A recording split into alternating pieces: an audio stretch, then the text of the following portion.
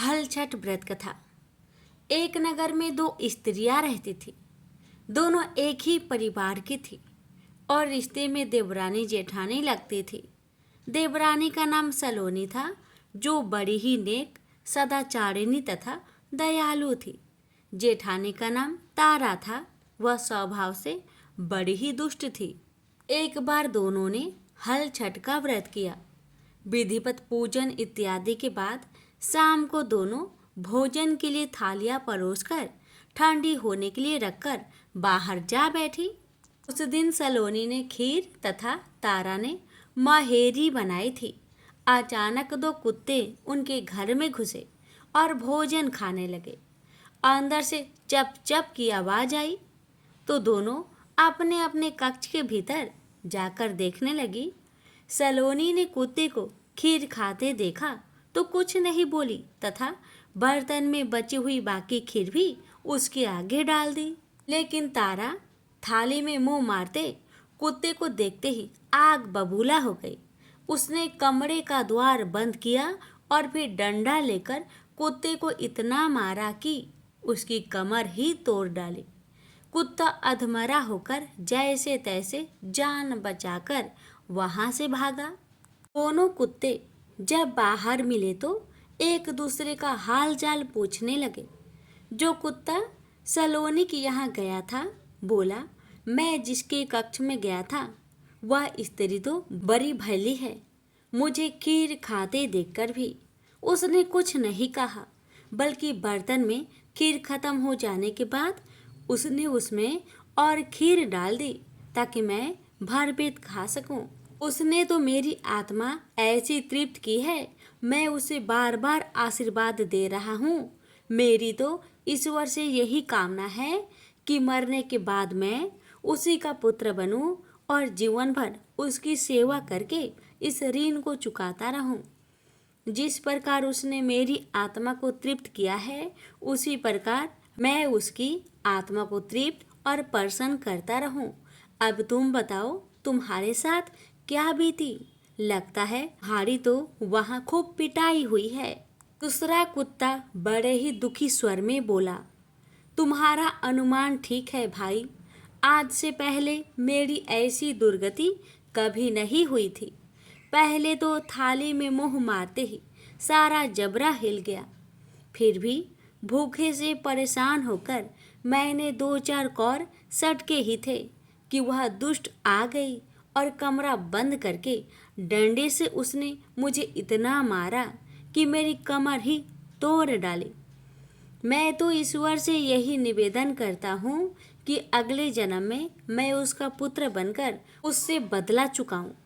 जैसे उसने मार मार कर मेरी कमर तोड़ी है, वैसे ही भीतरी मार से मैं भी उसका हृदय और कमर तोड़ डालो। कहते हैं कि बेजुबान की बदुआ बहुत बुरी होती है। इसे देव योग ही कहा जाएगा। कि दूसरा कुत्ता शीघ्र ही मर गया और मरकर उसने तारा के घर में ही पुत्र रूप में जन्म लिया। पुत्र रत्न पाकर तारा बहुत खुश हुई। पुत्र को लेकर उसने अपने मन में बड़े बड़े मंसूबे बांध लिए। मगर दूसरे ही दिन जब घर घर में हल षष्ठी का पूजन हो रहा था, वह लड़का मर गया। तारा की तो जैसे दुनिया ही उजड़ गई। वह दहाड़े मार मार कर रोने लगी, मगर किया क्या जा सकता था। जैसे तैसे उसने अपने सीने पर सब्र का पत्थर रख लिया। फिर तो हर वर्ष उसका लड़का होता और हल षष्ठी के दिन मर जाता। जब 3-4 बार ऐसा हुआ तो तारा को इस पर कुछ संदेह हुआ कि आखिर मेरा लड़का हल षष्ठी को ही क्यों मरता है। फिर एक रात सपने में उसे वही कुत्ता दिखाई दिया। उसने कहा, मैं ही बार बार तेरा पुत्र होकर मृत्यु को प्राप्त हो रहा हूँ। तूने मेरे साथ जो व्यवहार किया था, मैं उसी का बदला चुका रहा हूँ। तारा बहुत दुखी हुई और उसने अपने किए का प्रायश्चित करने का उपाय पूछा। तब उस कुत्ते ने बताया, अब से हल छठ के व्रत में हल से जुता हुआ अन्न तथा गाय का दूध दही न खाना, होली की भुनी हुई बाल तथा होली की धूल आदि हल छठ पूजा में चढ़ाना। तब कहीं मैं तेरे घर में आकर जीवित रहूंगा। पूजा के समय यदि तारक गण छिटके तो तू समझना कि अब मैं यहाँ जीवित रहूंगा। तारा ने वैसा ही किया और इस हल षष्ठी के व्रत के प्रभाव से उसकी संतान जीने लगी। तभी से संतान कामना और सुख सौभाग्य के लिए यह व्रत किया जाता है। प्रेम से बोलिए हल षष्ठी माता की जय। प्राचीन काल में एक ग्वालिन थी। उसका प्रसव काल अत्यंत निकट था। एक और वह प्रसव से व्याकुल थी तो दूसरी ओर उसका मन गौरस दूध दही बेचने में लगा हुआ था। उसने सोचा कि यदि प्रसव हो गया तो गौरस यूं ही पड़ा रह जाएगा। यह सोचकर उसने दूध दही की घड़े सिर पर रखे और बेचने के लिए चल दी। किंतु कुछ दूर पहुंचने पर उसे असहनीय प्रसव पीड़ा हुई। वह एक झरबेरी की ओट में चली गई और वहां एक बच्चे को जन्म दिया। वह बच्चे को वहीं छोड़कर पास के गांव में दूध दही बेचने चली गई। संयोग से उस दिन हल षष्ठी थी।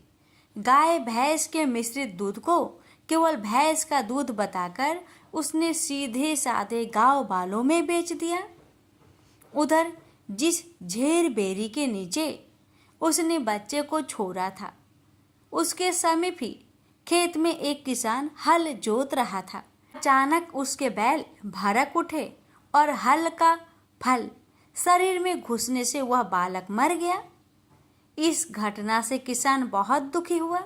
फिर भी उसने हिम्मत और धैर्य से काम लिया। उसने झर बेरी के कांटों से ही बच्चे का चीरे हुए पेट में टाके लगाए और उसे वहीं छोड़ चला गया। कुछ देर बाद ग्वालिन दूध बेचकर वहां आ पहुंची। बच्चे की ऐसी दशा देखकर उसे समझते देर नहीं लगी कि यह सब उसके पाप की सजा है। वह सोचने लगी कि यदि मैंने झूठ बोलकर गाय का दूध न बेचा होता और गांव की स्त्रियां का धर्म भ्रष्ट न किया होता तो मेरे बच्चे की यह दशा ना होती। अतः मुझे लौटकर सब बातें गांव वालों को बताकर प्रायश्चित करना चाहिए। ऐसा निश्चय कर वह उस गांव में पहुंची जहां उसने दूध दही बेचा था। वह गली गली घूमकर अपनी करतूत और उसके फलस्वरूप मिले दंड का बखान करने लगी। तब स्त्रियों ने स्वधर्म रक्षार्थ और उस पर रहम खाकर उसे क्षमा कर दिया और आशीर्वाद दिया। बहुत सी स्त्रियों द्वारा आशीर्वाद लेकर जब वह पुनः झरबेरी के नीचे पहुंची तो यह देखकर आश्चर्यचकित रह गई कि उसका पुत्र जीवित अवस्था में पड़ा था। तभी उसने स्वार्थ के लिए झूठ बोलने को ब्रह्म हत्या के समान समझा और कभी झूठ न बोलने का प्रण लिया। स्वयंभू मनु के प्रियव्रत नामक पुत्र थे। वे संपूर्ण पृथ्वी के एकमात्र शासक थे। वे बड़े ही धर्मात्मा, न्यायप्रिय, उदार, दयालु और प्रजावत्सल थे। आध्यात्मिक ज्ञान तथा तपस्या में विशेष रुचि होने के कारण वे विवाह नहीं करना चाहते थे, किंतु ब्रह्मा जी की आज्ञा से सृष्टि के विस्तार के लिए उन्होंने विवाह कर लिया। दीर्घ काल तक उन्हें कोई संतान प्राप्त नहीं हुई। तब महर्षि कश्यप ने उनसे पुत्र श्रेष्ठी यज्ञ करवाया और यज्ञ के प्रसाद के प्रभाव से रानी मालिनी ने यथा समय एक दिव्य कुमार को जन्म दिया, किंतु काल की प्रेरणा से वह कुमार मरा हुआ था। रानी मालिनी मरे हुए पुत्र को देखकर शोक से मूर्छित हो गए। राजा प्रियव्रत दुख से अत्यंत व्याकुल हो गए। समस्त राज परिवार शोक से संतप्त हो गया। राजा अत्यंत विचार में पड़ गए कि प्रथम तो कोई संतान ही नहीं हुई और विशेष प्रयत्न से हुई भी तो मरी हुई। हाय, मैं बड़ा हतभाग्य हूँ। न जाने मैंने कौन से दुष्कर्म किए जिनके परिणाम स्वरूप यह दुख भोगना पड़ रहा है। इससे तो अच्छा था कि संतान ही ना होती। इस प्रकार से वे विलाप करने लगे। मंत्रियों ने उन्हें अनेक प्रकार से ढाढ़स दिलाया और आगे का कार्य करने की सलाह दी। रानी को रोता बिलखता छोड़ राजा प्रियव्रत पुत्र को लेकर शमशान में गए और वहां एकांत भूमि में पुत्र को छाती से चिपकाकर उच्च स्वर में रोने लगे। वे करे तो क्या करे, पुत्र शोक से वे स्वयं भी मरे हुए से हो गए थे। इतने ही में उन्हें वहां एक दिव्य विमान दिखाई पड़ा, शुद्ध अष्टापिक के समान दिव्य पैमान। वह विमान अमूल्य रत्नों तथा मणियों से जड़ित एवं पुष्पों की माला से सुशोभित था।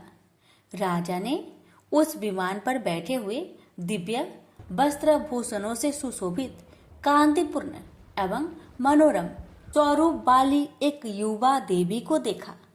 उनका वर्ण श्वेत चंपा पुष्प के समान उज्जवल था। उनके मनोहर मुखमंडल पर सौंदर्य, माधुर्य एवं सौम्यता का आभा झलक रही थी। देवी के मुखमंडल के चारों ओर एक दिव्य तेजोमय मंडल प्रकाशित हो रहा था। वे मधुर मुस्कान बिखेर रही थी। इस रूप में उन्हें देखकर ऐसा मालूम पड़ता था मानो वे साक्षात कृपा की मूर्ति ही हो। उनका दर्शन करते ही राजा के मन में एक बिलचन शांति का अनुभव हुआ। उन्हें लगा कि निश्चित ही ये कोई देवी शक्ति संपन्न मात्र रूपा है जो मेरे दुख को देखकर मुझ पर कृपा करने आई है। वे उन्हें प्रणाम करने लगे और फिर उन्होंने अपने मृत बालक को भूमि पर रख दिया तथा कतार दृष्टि से वे देवी के किसी विशिष्ट अनुग्रह की प्रतीक्षा करने लगे।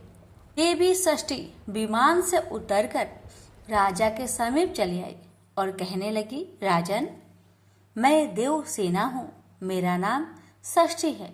मैं बालक की आदि शास्त्री देवी हूँ। आज तुम्हारे पुत्र शोक से दुखी होकर मैं यहाँ आई हूँ।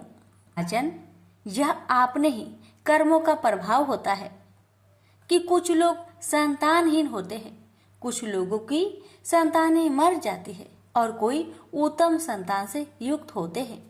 सुख दुख, हर्ष, भय और शोक, संपत्ति तथा विपत्ति ये सब कर्मों के अनुसार ही होते हैं। ऐसा समझकर सबको सत्कर्म में ही प्रेरित होना चाहिए। आपके दुर्देव से ही आपको संतानहीनता प्राप्त है, उसका फल आपको मिल ही गया है। किंतु मेरा दर्शन अमोघ है। यह बालक जैसे आपको प्रिय है वैसे ही मुझे भी प्रिय है। आपकी रानी मालिनी का जितना मात्र स्नेह इसके प्रति है उससे अधिक मुझे इससे प्रेम है। बालकों की विशेष रूप से रक्षा करना मेरा कार्य है, अतः अब आप शोक का परित्याग करें।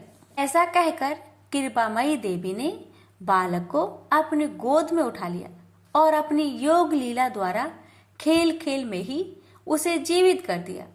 अपने वास्तविक माता के अंग का मधुर एवं दिव्य स्पर्श पाते ही उस बालक की आभा एवं छवि भी दोगुनित हो उठी और वह बालक माँ की गोद में मुस्कुराते हुए किलकारी मारने लगा। राजा हाथ जोड़े उस अद्भुत दृश्य को देखते ही रह गए।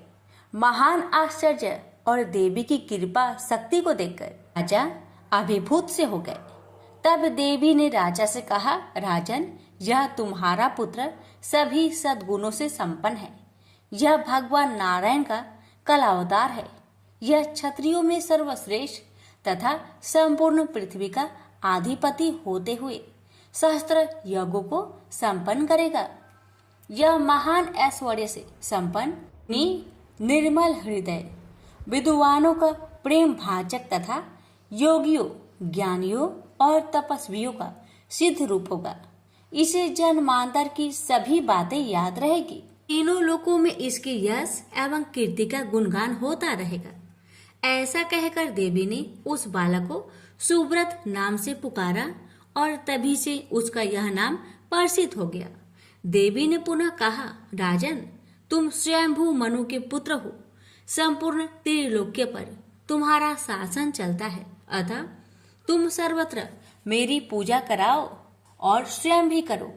यह कहकर भगवती षष्ठी ने बालक सुब्रत को राजा को समर्पित कर दिया और अनेक आशीर्वाद एवं वर प्रदान कर वे अंतर्ध्यान हो गई। हे षष्ठी माता, जैसी कृपा आपने राजा पर किया, वैसी कृपा आपकी कथा कहने वाले, सुनने वाले, हुक्कार भरने वाले अपने सभी भक्तों पर अपनी कृपा सदा बनाए रखना। प्रेम से बोलिए षष्ठी देवी की जय।